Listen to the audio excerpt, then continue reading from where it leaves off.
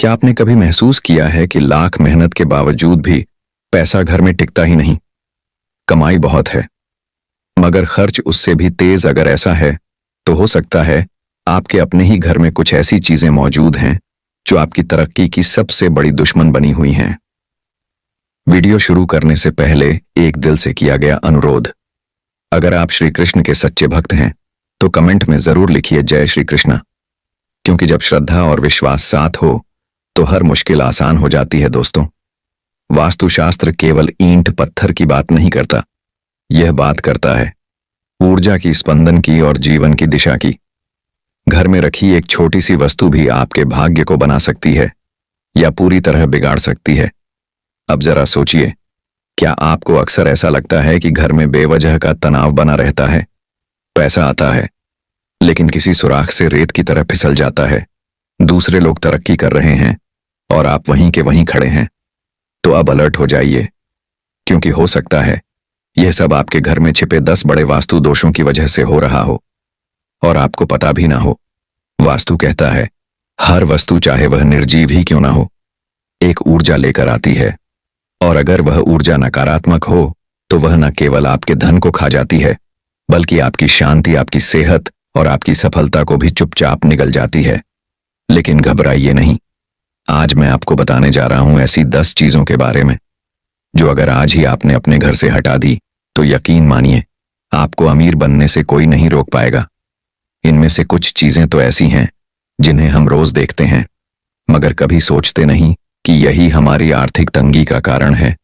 शायद इन्हीं में से एक चीज आज भी आपके ड्रर, मंदिर या अलमारी में छिपी हो, जो आपकी बरकत को रोके बैठी है।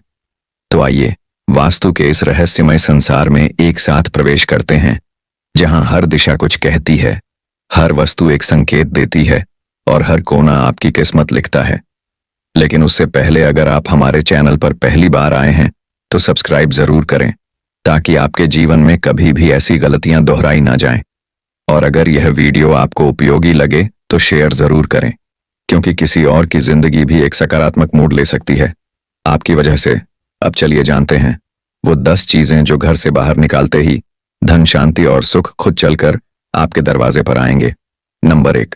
दोस्तों, अब बात करते हैं उस गलती की जो लोग अक्सर अनजाने में करते हैं और जिसका असर सीधे उनके भाग्य, शांति और समृद्धि पर पड़ता है। वो गलती है देवी देवताओं की खंडित मूर्तियों या फटी तस्वीरों को घर में संभाल कर रखना। कई बार पूजा करते करते मूर्ति चटक जाती है, तस्वीर के कोने फट जाते हैं, मगर हमारी भावना जुड़ी होती है तो हम उन्हें फेंकना पाप समझते हैं। पर क्या आप जानते हैं, वास्तु के अनुसार यह पाप नहीं बल्कि भारी दोष होता है, जो आपकी तरक्की में बहुत बड़ा अवरोध खड़ा कर सकता है। खंडित मूर्तियां या फटी तस्वीरें घर में रखते ही एक धीमी लेकिन बहुत गहरी नकारात्मक ऊर्जा फैलती है। यह ऊर्जा न सिर्फ आपके धन को रोकती है, बल्कि मानसिक तनाव, विवाद और अशांति को भी आमंत्रित करती है। इसलिए मेरी आपसे प्रार्थना है, ऐसी पवित्र वस्तुएं अगर खंडित या पुरानी हो जाएं, तो उन्हें किसी पवित्र नदी में प्रवाहित करें या फिर मंदिर में जाकर विदाई दें, लेकिन उन्हें घर में बिल्कुल न रखें। और एक और चीज, आजकल बहुत से लोग भगवान के ऐसे चित्र लगाते हैं जो परंपरागत नहीं होते, जैसे चिलम-पीते शिवजी या अत्यधिक विकराल भैरव। ऐसे चित्र, चाहे वह कला के रूप में ही क्यों ना हो, घर की ऊर्जा को भारी रूप से प्रभावित करते हैं, क्योंकि हर चित्र एक भावना का संचार करता है और विकरालता या क्रोध की छवियां घर में सौम्यता और धन, लक्ष्मी को दूर कर देती हैं। ध्यान रखें, देवता जब घर में हो तो उनका स्थान, उनकी संख्या और उनका स्वरूप, सब कुछ वास्तु के अनुसार संतुलित होना चाहिए, क्योंकि अगर पूज्य भी अशुद्ध या असंतुलित हो तो कृपा की जगह विपत्ति आ जाती है। तो आज ही घर में देखें, क्या कहीं कोई खंडित मूर्ति, फटी तस्वीर या विकराल चित्र तो नहीं रखा है। अगर हां, तो वह पहला कदम है आपकी धनहानि का, और इसे हटाते ही आप चमत्कारी रूप से फर्क महसूस करेंगे। याद रखिए, शुद्धता सिर्फ मन में नहीं, घर की दीवारों और कोनों में भी होनी चाहिए, तभी तो लक्ष्मी मां ठहरती हैं। नंबर 2। वास्तुशास्त्र हमें सिखाता है कि हमारा घर या ऑफिस सिर्फ ईंट पत्थरों का ढांचा नहीं, बल्कि हमारी ऊर्जा का केंद्र होता है। इसीलिए जब हम वहां किसी चीज की तस्वीर लगाते हैं तो उसके साथ उसकी ऊर्जा भी हमारे जीवन में प्रवेश करती है। सांप, गधा, उल्लू, सुअर, बांझ, चमगादड़, गिद्ध, कबूतर या कौ जैसे जीव भले ही प्रकृति का हिस्सा हैं, लेकिन इनकी तस्वीरें हमारे आसपास एक नकारात्मक और हिंसात्मक ऊर्जा का संचार कर सकती हैं। ऐसे चित्र हमारे मन और माहौल में अशांति और तनाव बढ़ा सकते हैं। इसलिए अपने आशियाने को शांति, प्रेम और सकारात्मक ऊर्जा से भरने के लिए ऐसे चित्रों से बचना ही बुद्धिमानी है। किसी से गिफ्ट के तौर पर रुमाल लेना या किसी का रुमाल यूज करना आपके लिए घाटे का सौदा हो सकता है। वास्तुशास्त्र में किसी से फ्री में रुमाल लेने के लिए मना किया गया है। ऐसा करने से आपका संबंधित व्यक्ति से झगड़ा हो सकता है और रिश्ते में खटास आ सकती है। नंबर 3, अगर आपको पर्स रखने का शौक है तो यह केवल फैशन या जरूरत भर नहीं है, यह आपकी ऊर्जा और सौभाग्य से भी जुड़ा होता है। वास्तुशास्त्र कहता है कि पर्स या तिजोरी में सिर्फ पैसे नहीं बल्कि ऊर्जा का प्रवाह भी होता है। इसीलिए इसमें कुछ पवित्र और धार्मिक वस्तुएं जरूर रखें, जैसे चांदी का सिक्का, देवी देवताओं की छोटी तस्वीरें या कोई शुभ चिन्ह जो आपके जीवन में सकारात्मकता और समृद्धि का संचार करें। ध्यान रखें, फटी हुई तिजोरी या टूटा हुआ पर्स न सिर्फ आपके धन को रोकता है बल्कि उसमें बरकत भी नहीं टिकती। इसी तरह जेब में रखे फटे पुराने नोट भी धीरे धीरे नकारात्मकता फैलाते हैं। आपका पर्स आपकी समृद्धि का प्रतीक है। इसे आदर दें, साफ सुथरा रखें और इसमें सिर्फ वही चीजें रखें जो आपके जीवन में खुशहाली लाएं। नंबर 4, घर वह जगह होती है जहां हम सुकून, प्यार और ऊर्जा की तलाश करते हैं। लेकिन जरा सोचिए, अगर उसी घर में टूटी फूटी चीजें हों, जैसे फटा हुआ दर्पण, खराब घड़ी, टूटा हुआ पलंग या चटक गया दीपक, तो क्या वह घर सुख और समृद्धि का केंद्र बन पाएगा? वास्तुशास्त्र हमें यही चेतावनी देता है। टूटे हुए बर्तन, खराब इलेक्ट्रॉनिक सामान, फटे पोस्टर या तस्वीरें, पुराना टूटता फर्नीचर, यह सब धीरे धीरे घर की सकारात्मक ऊर्जा को खा जाते हैं और फिर उसी खाली जगह में प्रवेश करती है नकारात्मकता, जो घर के वातावरण को भारी बना देती है और मन में बेचैनी, तनाव और मानसिक उलझनों को जन्म देती है। अगर आपके घर में कोई भी चीज टूटी हुई है तो उसे या तो तुरंत मरम्मत करवा लें या दिल से अलविदा कह दें, क्योंकि यह चीजें सिर्फ बेकार नहीं होती, यह आपकी खुशियों की राह में रुकावट बन जाती हैं। आपका घर आपका मंदिर है। इसे साफ, सुंदर और ऊर्जा से भरपूर रखें। टूटी चीजों से नाता तोड़िए और नई रोशनी को अपने जीवन में आमंत्रित कीजिए। नंबर 5, पूजा घर, एक ऐसा स्थान जहां आत्मा सुकून पाती है, जहां हर सुबह की शुरुआत आरती की मधुर ध्वनि और दीपक की लौ से होती है। इसी पवित्र स्थान में एक विशेष स्थान होता है, पूजा का कलश। पर क्या आप जानते हैं, इस कलश को खाली छोड़ देना सिर्फ एक साधारण भूल नहीं बल्कि एक गंभीर वास्तु दोष बन सकता है।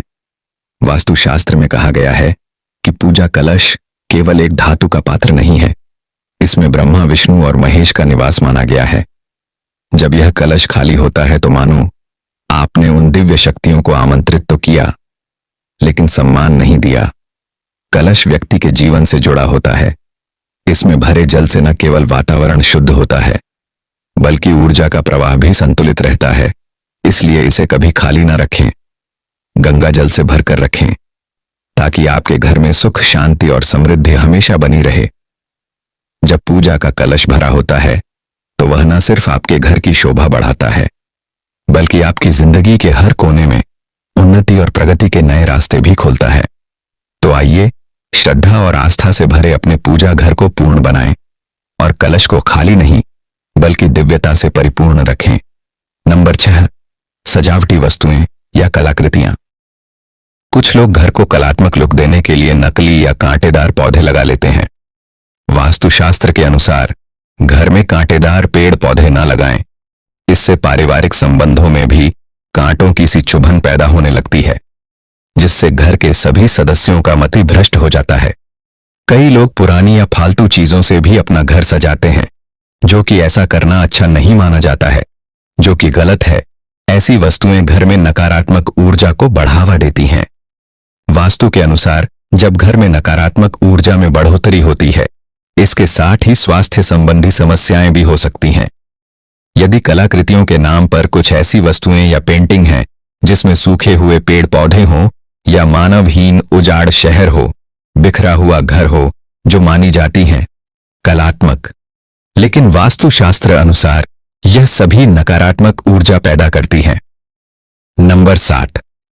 मित्रों, हमारा घर केवल ईंट पत्थरों से नहीं बनता। यह हमारी भावनाओं, ऊर्जा और अपने ही घर को ऐसा बना देते हैं जहां नकारात्मकता पनपने लगती है, और वह भी कुछ ऐसी वस्तुओं के कारण जिन्हें हम अक्सर नजरअंदाज कर देते हैं। आपने ध्यान दिया होगा, कभी कभार दवाइयां इधर उधर बिखरी होती हैं, कहीं टॉयलेट क्लीनर खुला पड़ा होता है, तो कहीं शैम्पू, नॉयल, कीटनाशक या मच्छर मारने वाली दवाएं टेबल पर या अलमारी के ऊपर ऐसे ही रखी होती हैं। यह सब चीजें भले ही दिखने में आम लगे, पर इनमें छिपे रसायन हमारे घर की हवा में जहर घोल सकते हैं। इससे हमारे अपनों की सेहत, मानसिक शांति और जीवन की सकारात्मकता पर गहरा असर पड़ता है।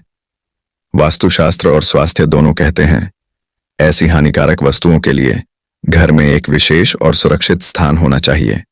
आप लकड़ी या लोहे का एक मजबूत बॉक्स बनवाएं, जिसमें यह सारी चीजें संभाल कर रखी जाए।